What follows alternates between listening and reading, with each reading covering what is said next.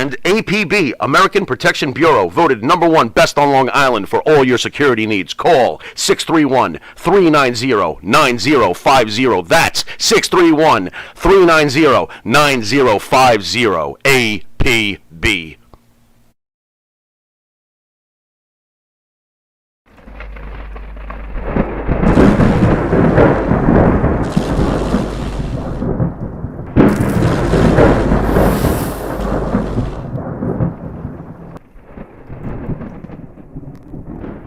Before, but at least like I'll still be able to contribute, and I'll still be able to try to help and try to, So let me ask you this: as I'm listening to you speak, right? I feel like I'm talking to a person whose spirit was broken by maybe, yeah, long ago.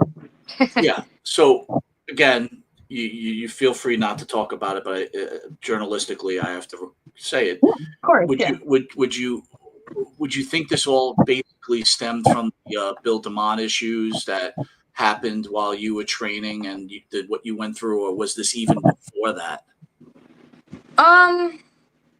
That is like a kind of like a traumatic experience that I never really like was able to, because and it still literally still happens today. Like literally look at all the stuff with P Diddy and all this stuff. Like women, whenever they talk about anything, it's like it doesn't matter. No matter what, it doesn't matter. So that's like how I felt for the longest time. So at the point, like after I tried to talk about it, and at some point, like I just realized it's literally there's no point. Like I began to learn to just not just say nothing. Like just how do you say that? Just deal with it. Suppress. Yeah. So every time something comes up, like just suppress. Same thing with the last thing that happened, like in AEW. Like I tried to speak up, just same thing. Like it's a never ending thing. Like women just the way society responds to women is still so what would be the word? Just not on point. So that's why I just like why waste any energy, right? So I just keep going. I just keep going to pick up. You're hitting on a lot. You're hitting on a lot of subjects, right? So, but my point. Sorry, my point is that's where it started. That was the beginning. Yeah, no, of I get it. Sorry. So, all right. So I want to go on. Well, you know what? Now you're going to send me back there. So this goes on with DeMott, right? And you for lack of a better term, and don't take this the wrong way, you blew a whistle on him, right? You saw something, an injustice or something you didn't like, and you called him out with the expectation that the company. It cost me my career. So let me ask you this: did you ever feel at some point you wanted to reach out to Bill and say, what you did was wrong? I had no idea. I mean, I wasn't even. Like I literally lost my career over it, so I didn't really saw a point to poke at it in any way, shape, or form anymore. Are those ties severed completely? Is there any chance you could possibly work with the WWE? After all, DeMott's gone. Is there any chance of that? With WWE, no. That's a different story. Okay. Like sometime after that, I had that like little tryout thing. Actually, it was Jade was she was with me in the tryout, that little tryout I did. I love her.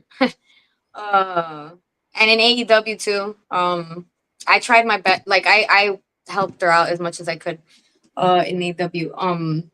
But what was I saying?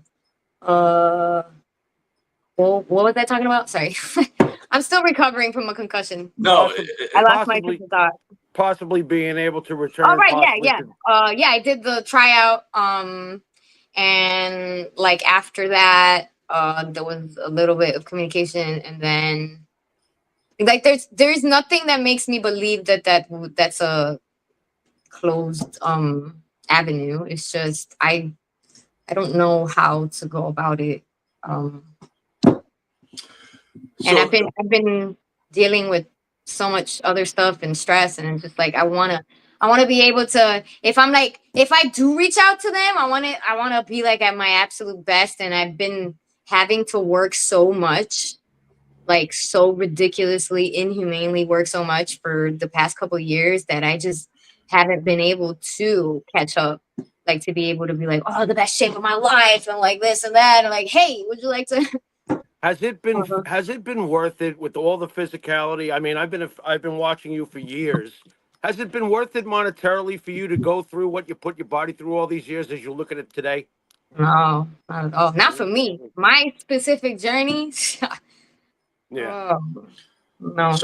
So I want to go on top of what Jimmy had just said, right? So you've been in this world of wrestling, and you work on the outside world too. Is it the Yes. world of wrestling that's this problem, or do you feel in general it's a problem? You know, obviously you mentioned Pete Diddy before, you know, and we were just talking last week, all those people that went on, you know, went and testified against him, all running for cover now, right? Because it's like they're just letting this guy go free. And so, is it the wrestling world? And to top it off, what Jimmy said, is it worth it to even try to go back? Like to try to go back where? To become a wrestler? You know, it just seems like there's so much noise within wrestling, things that go on, maybe exaggerated to a point that's not in the normal world. Wrestling, I like. There's been some. Well, see, the thing is, I don't see. There's a lot of more opportunities for women, but that doesn't necessarily mean that things have improved. The actual underlying structure of the problem when it comes to how things are dealt with women is kind of still not that much more improvement. It's just, Ivelisse, a lot more opportunities. Can you define the problem for the fans out there that don't understand? Like the way I've explained it in other occasions, it's like, for an example, like why on earth isn't there so much more female like trainers, producers, like women in charge of women's divisions? Like that is so far behind. Like, you know, you see how like when it comes to guys, like they have their simple structure of hierarchy that is followed, and that's what works. But with females, it's still under the male Architecture. thought process.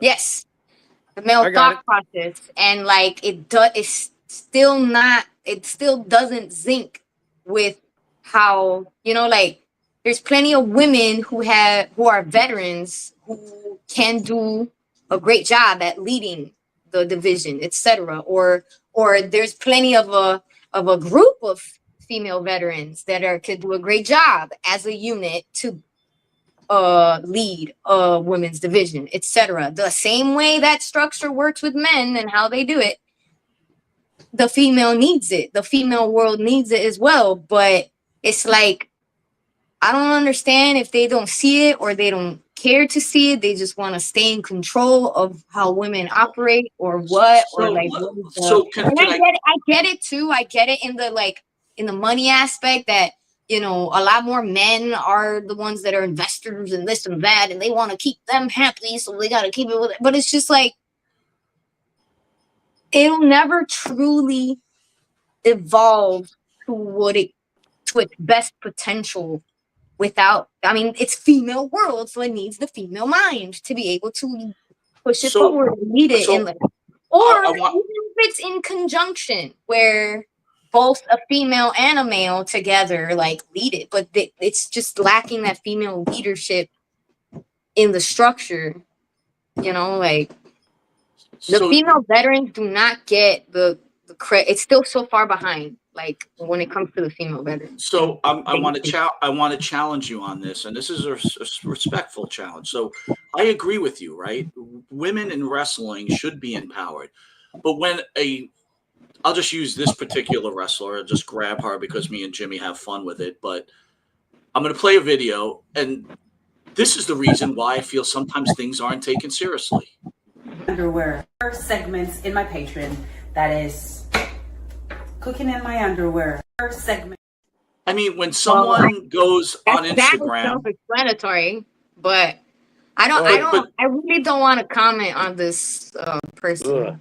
No, I'm not talking about the person. It's more the video. Like without paying attention to the person like that, yes, that is definitely Yeah. a point. Yeah, what is that? I don't want Well, to that, see well that. that's what I'm saying. When someone does that, Yeah. it's like here you got people like yourself working super hard, a Charlotte Yeah. Flair, a Becky Lynch, Yeah. you know, a plethora of women that are incredible, but it all gets destroyed when we're cooking in our underwear. Do you know what I'm saying? Yeah. Exactly. Yes, I completely 1000% agree.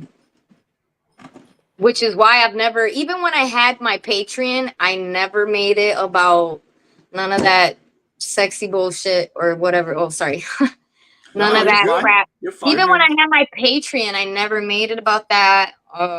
Like I've, as brutal as my my journey has been, I've held on to that and to my own detriment. And it's very, like, again, like I said, it's very brutal mentally because, like we touched on earlier, like you said, it has not been monetarily worth it in any way, shape, or form.